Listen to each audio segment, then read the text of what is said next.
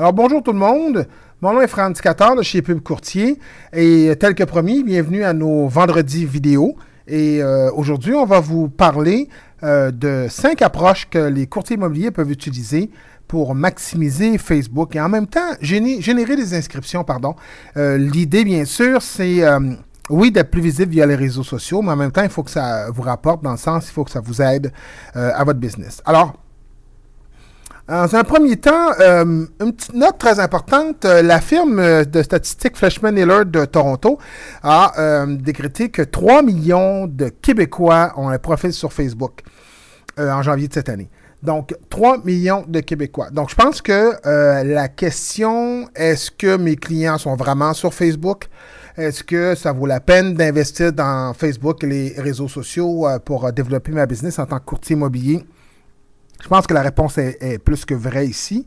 On parle de Facebook, dans sa généralité, les réseaux sociaux, dans sa généralité, le web, Google et ainsi de suite. Je pense que tout ça aussi, c'est plus qu'intéressant pour vous. Et je pense que MLS, votre site web corporatif, ce sont des outils qui sont excellents pour vous. Maintenant, ici, il faut aller, certains d'entre vous, je pense, désirent aller un peu plus, parce que quand on en fait plus, quand on est plus proche de nos clients, c'est comme ça aussi qu'on peut générer plus de business.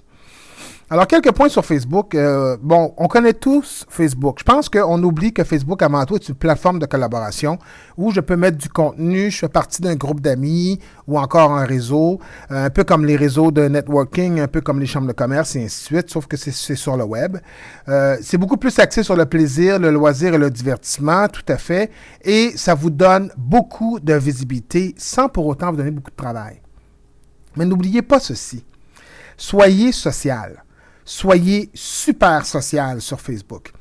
Et je ne veux pas dire poli ici. Je veux juste être bien clair. Ma suggestion en étant social ou super social, l'idée ici, c'est de vraiment, par exemple, les courtiers immobiliers qui ne font que afficher leur propriété à vendre sur leur mur Facebook.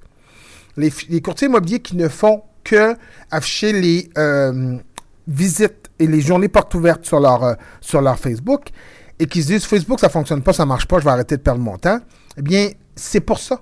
Vous oubliez la base de Facebook qui est qu'il y a des, permettez-moi l'expression, des weareux, des curieux, des placoteux, des gens qui veulent faire partie de votre groupe social et qui sont au courant. Alors, je vous donne un exemple. Un courtier immobilier qui arrive, par exemple, sur sa page Facebook. Et là, je donne le même conseil à tous les courtiers qui m'écoutent, donc c'est juste pour tout le monde. Je vous donne un exemple. Un courtier immobilier qui met ceci sur son mur. Donc, je viens de voir une des plus belles cuisines de toute ma carrière. Ou à vie. Vous n'avez même pas besoin de faire référence avec votre carrière. Si c'est vraiment vrai, vous venez d'inscrire une maison, vous venez d'avoir un nouveau client et vous adorez la cuisine, vous adorez le solarium, vous adorez la façon que les gens que vous avez engagés pour faire du home staging pour la maison que vous avez à vendre ont fait leur travail. Donc, ça, c'est quelque chose qui est social. Le message passe quand même que vous avez une nouvelle maison à vendre. Le message passe quand même que vous avez une journée porte ouverte et ainsi de suite. Mais il faut le faire d'une façon friendly et non pas d'une façon vendre comme pression à la vente. OK? Donc, j'espère juste vous avoir éclairé un peu sur ce point-là. Donc, nos 5 petits trucs pour maximiser Facebook. Bien, le premier, c'est de partager du contenu qui est utile pour les gens qui vous écoutent. Donc, des trucs de home staging, du contenu sur comment est-ce que l'immobilier se déroule, des contenus qui sont également peut-être plus spécifiques à votre secteur ou à votre région, à votre municipalité. Ça peut même être quelque chose d'aussi général que quand est-ce que les gros rebuts sont disponibles à être ramassés et ainsi de suite. Si c'est utile pour vous, ils vont vous dire merci. Si c'est utile pour eux, ils vont également rentrer dans une conversation avec vous et c'est ça qui est important, c'est d'échanger. Notre deuxième point ici, c'est de parler de votre industrie. Non pas de vendre votre industrie qui est l'immobilier, mais c'est de parler de votre industrie. Oui, c'est peut-être un commentaire que vous avez sur une maison qui est surévaluée. C'est pas obligé d'être une maison de votre secteur. Peut-être un commentaire aussi que vous avez sur l'importance du home staging et ainsi de suite. ici, pourquoi vous parlez de votre industrie? Ça vous permet de vous positionner comme un expert.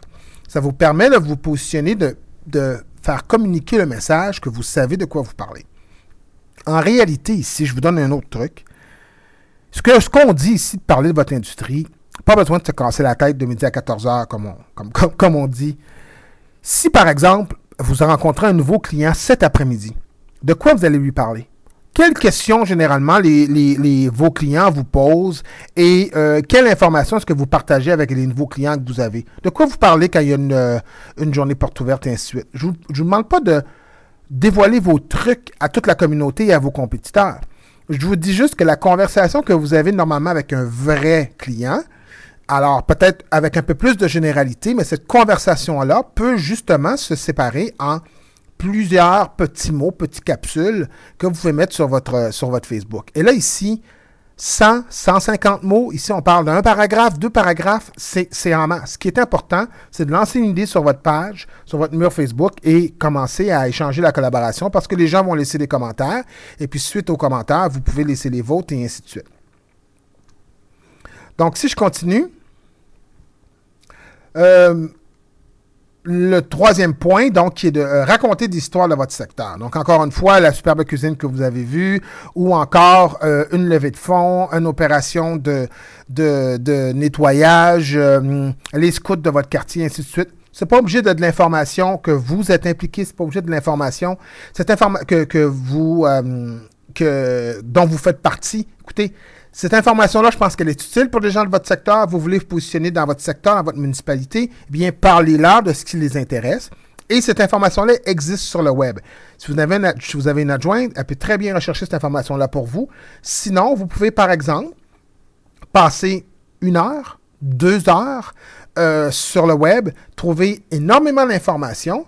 Faites un copier-coller dans Word ou peu importe comment vous fonctionnez. Et à ce moment-là, vous avez déjà le contenu, mais que vous pouvez faire apparaître sur votre Facebook 1 fois par semaine, 2 fois par semaine.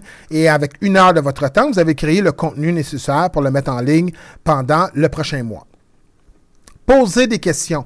Poser des questions est la façon la plus simple d'engager les gens dans une conversation. Et vous voulez, en posant des questions, vous allez apprendre aussi la position peut-être des gens de votre secteur, mais surtout, ce qui est important, ce n'est pas les questions que vous posez, mais c'est les réponses que vous allez donner. Et vous allez poser des questions, les gens vont y répondre, vous pourrez à ce moment-là poser d'autres questions, simplement placer des commentaires, je suis d'accord, je ne suis pas d'accord, et ainsi de suite, aux gens qui répondent sur votre mur Facebook. Et c'est là où la conversation s'engage. Vous savez, quand on rencontre quelqu'un, puis on dit « Ah, je vous connais, vous », ou quand on rencontre quelqu'un et ça fait 1 mois, 2 mois, 3 mois, 1 an peut-être qu'on échange du contenu avec cette personne-là sur Facebook, eh bien, c'est pas un vrai ami, mais on a l'impression déjà d'un peu plus connaître cette personne-là que si on a juste vu une annonce dans le journal. Et n'oubliez jamais ceci, on fait de la business et on fait affaire avec les gens qu'on connaît, les gens qu'on connaît, qui nous ont été référés, et les gens aussi pour qui on a du respect et qu'on reconnaît comme étant des experts. Et voilà. Donc, tout ça, Facebook vous permet de le faire. Un dernier point, un dernier truc, eh bien, soyez ouverts aux questions et ouverts aux commentaires. Écoutez, un client qui est pas satisfait ou un client qui doute de votre travail, il va déjà en parler. Il en parle déjà à d'autres personnes. Ici, Facebook vous permet de maximiser avec les autres personnes. Les gens qui vous connaissent moins, les gens qui n'ont jamais fait affaire avec vous et ainsi de suite. Et savez-vous quoi? De laisser un commentaire moins positif, disons-le. Un commentaire qui ne vous fait pas nécessairement un velours, OK? Sur votre Facebook, bien, ça montre que vous êtes humain, ça montre que c'est réel. Ça montre surtout que vous ne cachez pas les choses. Et ce qui est important, ce n'est pas le commentaire négatif. Ce qui est important, ce qui fait vraiment mal avec un commentaire négatif, je vais vous le dire, sur le web, c'est lorsque le commentaire négatif est là et que vous ne pouvez pas vous y répondre. Vous ne pouvez pas vous positionner ou tout simplement vous excuser des fois. Donc, c'est là qu'est la problématique. C'est quand il y a juste un côté de la médaille qui est présenté, c'est là où ça peut faire mal parce qu'on n'a pas l'autre commentaire. Donc, croyez-moi, vous voulez avoir ces commentaires-là sur votre Facebook. Ça ne vous empêche pas d'en effacer quelques-uns, ceux qui sont trop alarmants ou trop négatifs et ainsi de suite. Mais moi, je vous dis, soyez ouverts aux questions, soyez ouverts aux commentaires. Puis encore une fois, vous laissez une note sur votre Facebook en disant nous répondons à tous vos commentaires une fois par semaine. Donc, comme ça, les gens ne s'attendent pas à une réponse immédiate, bien qu'ils aimeraient sûrement avoir une réponse immédiate. Comme ça, c'est plus facile pour vous pour gérer votre temps.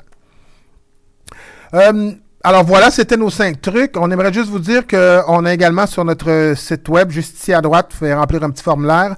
On a un e-book sur les nouvelles tendances marketing simples que vous pouvez appliquer, pourquoi est-ce qu'il est crucial pour un courtier de diffuser des vidéos via le web, puis l'importance du marketing mobile, donc la messagerie texte et ainsi de suite dans le monde de l'immobilier, et comment est-ce que ça peut vous aider à vous en tant que courtier immobilier ici au Québec. Donc, je vous invite à télécharger notre e-book qui est complètement gratuit. Après avoir téléchargé notre e-book, vous pouvez également avoir droit à une consultation gratuite avec nous. Donc, consultation téléphonique, soit avec moi ou un membre de l'équipe, où on pourra regarder ce que vous avez déjà fait sur le web, ou vous diriger, ou tout simplement répondre à vos questions et vous aider dans votre démarche à développer le web pour vous aider à générer plus d'inscriptions et à augmenter votre business. Alors voilà, merci beaucoup d'avoir visionné cette vidéo vendredi de Pub Courtier. Vous pouvez me rejoindre par courriel en tout temps, franz@pubcourtier.com. Et puis vous êtes déjà sur notre site web, toutes nos coordonnées sont là. Il nous fera plaisir. Et n'oubliez surtout pas une chose, soyez social, soyez super social sur le web. Ça va être payant, je vous le dis. Merci, bonne journée.